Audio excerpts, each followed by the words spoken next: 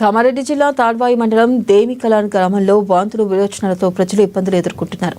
దీనికి కారణం ఆహార కలుషితమా లేక నీటి కలుషితమా అనే అనుమానాలు వ్యక్తమవుతున్నాయి.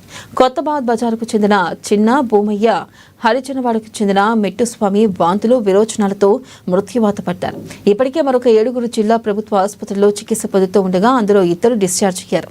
గ్రామంలో జరుగుతున్న అకాల మరణాలు, వాంతులు, విరేచనాలు సమస్యపై జిల్లా వైద్యాధికారి డాక్టర్ చంద్రశేఖర్ గ్రామంలో పర్యటించి గ్రామంలో నెలకొన్న పరిస్థితులపై ఆరా తీశారు. డ్రైనేజ్, ఇళ్ల వద్ద పరిసర ప్రాంతాలను పరిశీలించారు.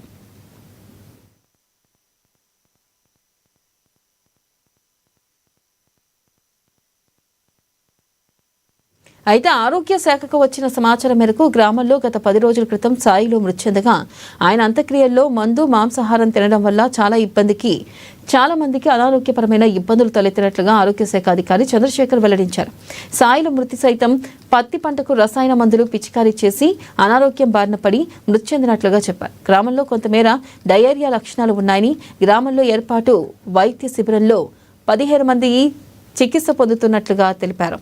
అయితే వారం రోజుల పాటు గ్రామంలో మాంసాహారం విక్రయాలు నిలిపివేయాలని సూచించారు. ఈ సందర్భంగా బాధితులు మాట్లాడుతూ గ్రామంలోకి వెళ్లాలంటే భయం వేస్తుందని, ప్రభుత్వం వెంటనే తమకు శిబిరాలను ఏర్పాటు చేసి వైద్యం అందించాలని కోరారు.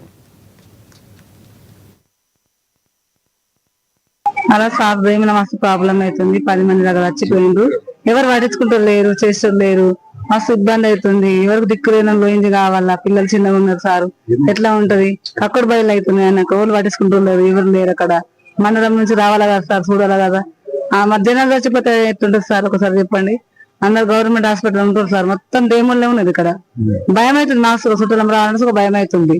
ఆ మేన వాళ్ళకి ఇక్కడ చేసే ఎవరు లేరు, అందుకే 2 మగ పిల్లగాళ్ళు రావాలంటే ఎవరికైనా నచ్చరు సార్, మాస్క్ భయం అవుతుంది. నచ్చుగా ఇప్పుడు 5 రోజులు అవుతుంది సార్, అక్కడ కంటిన్యూగా బాగా ప్రాబ్లమ్స్ అవుతున్నాయి.